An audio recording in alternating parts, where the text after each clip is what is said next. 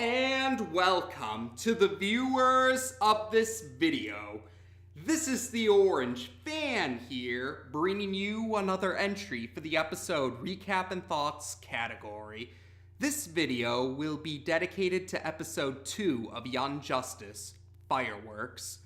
We begin this episode with Mark Desmond in his office, and 7 screens appear.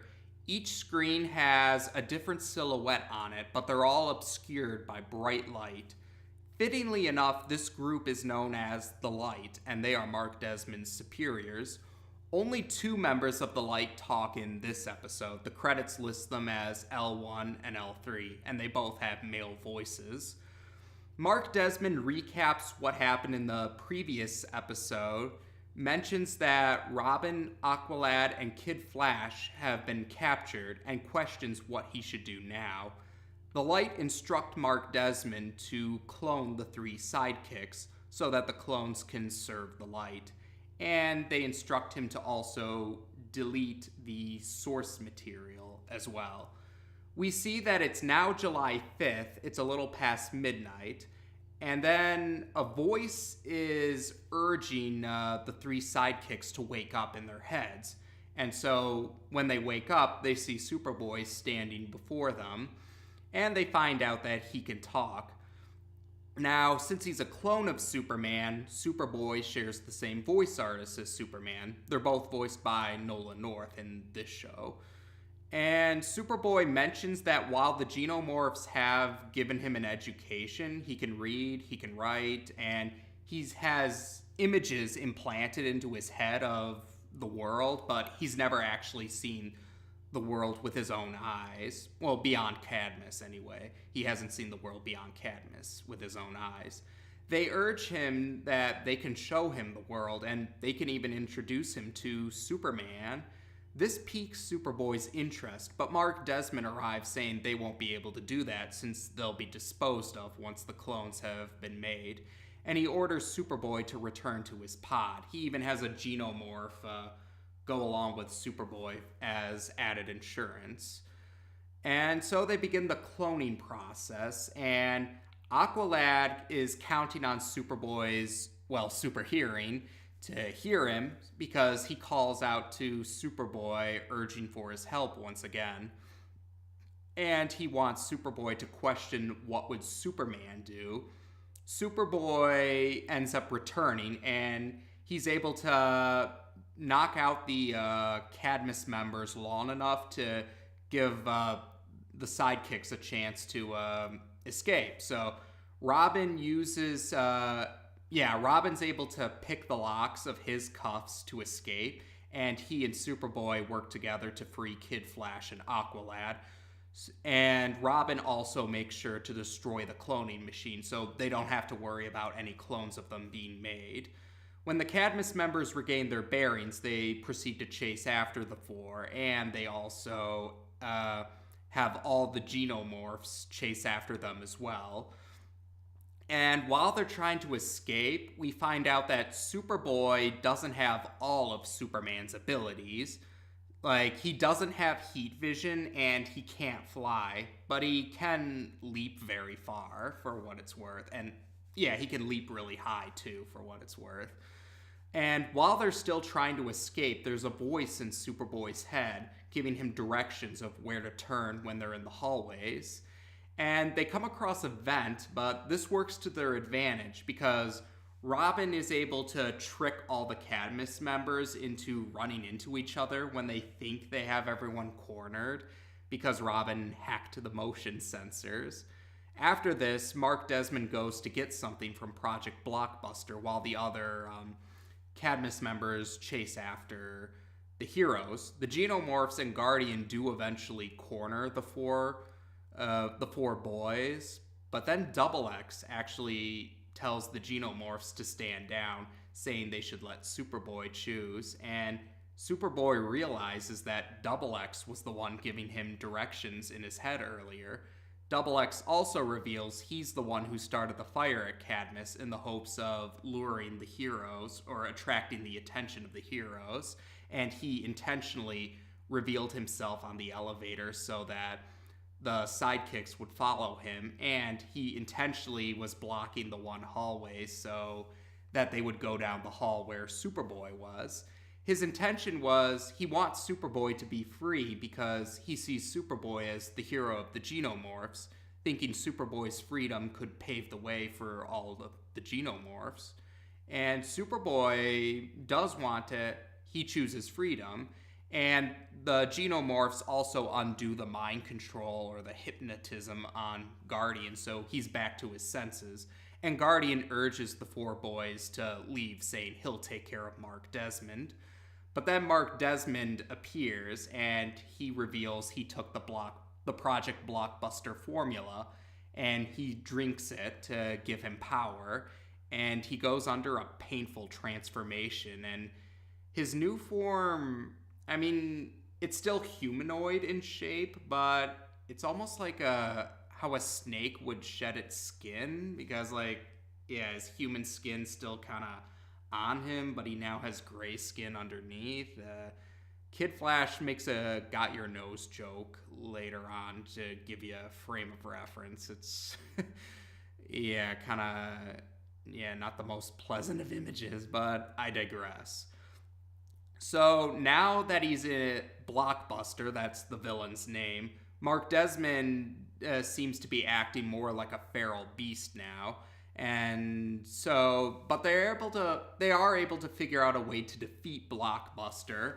They realize in the room they're in, there's various pillars, so they try to destroy all the pillars, whether it's tricking Blockbuster into destroying them or Robin putting timed explosives on them so they'll go off at a certain point in time.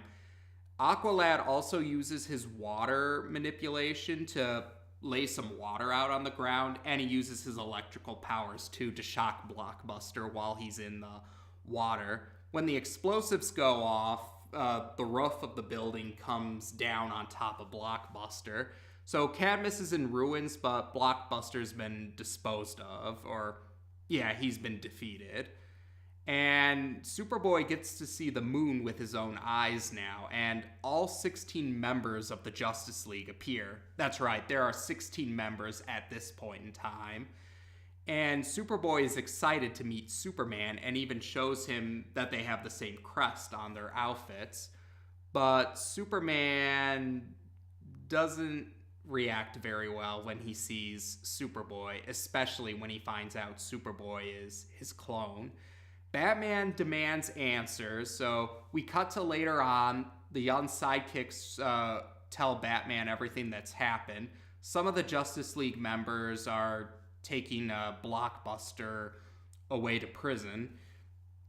And Superman kind of awkwardly talks to Superboy about how the League will figure out what to do with him, and then tries to excuse himself so he doesn't have to be around Superboy anymore. The Justice League members, who are also the mentors of the sidekicks, are not happy about how their sidekicks disobeyed them, and they say that they're not going to do this anymore. But the sidekicks actually put their foot down, they put their feet down, saying that they're going to keep doing this because they've done some good work. And Robin's probably the nicest about it. He's like, they're ready to put the skills they taught them to use, and how are they going to be able to prove themselves if they don't have the chance? Or what's the point of teaching them if they can't use their skills? And Batman says he'll think of something.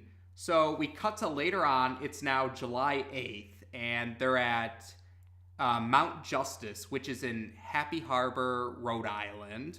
This used to be the headquarters of the Justice League sometime in the past. And Superboy has a casual outfit now. Like, he's wearing cargo pants, boots, and he's got a black t-shirt with the Superman crest on it.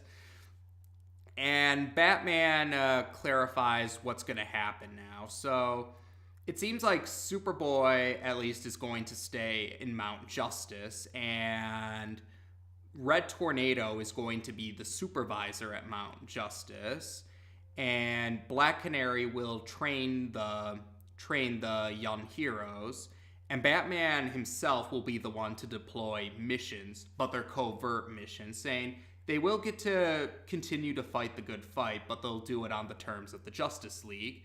And they're supposed to, these are covert missions because they acknowledge that the villains are becoming more crafty or intelligent with their plans. But the Justice League will take care of the obvious stuff, as Flash puts it. And they find out there's going to be a fifth member of the team, Martian Manhunter's niece, Miss Martian. And so we see the four boys greet Miss Martian. They have to kind of urge Superboy to greet her as well. And Miss Martian compliments Superboy on his t-shirt. Later on, we cut to Washington, D.C., where Cadmus is still kind of going under repairs, and Guardian is now left in charge of Cadmus, and he decides that they need to do things better than they did before. He describes it as a kinder, gentler Cadmus, but Guardian doesn't realize that the Light is observing this in an unspecified area. They're still on their silhouette screens. And the Light, while they question if it's okay to leave Guardian in charge without any mind control, they decide that there are subtle means to still have control, so they don't have to worry. And while they do show some concern about Superboy not being in their control anymore, they decide that maybe there's still some use to it. There could be ways to make this work for their plans. And they end about how everyone will see the light. Now, this is, like we said, this is part 2 for the premiere. This aired together with part 1 originally when it aired, but since we decided to split it up for part 1 and part 2 to cover them individually. And yeah, I liked this part too. This one was definitely more action heavy with the fight with Blockbuster.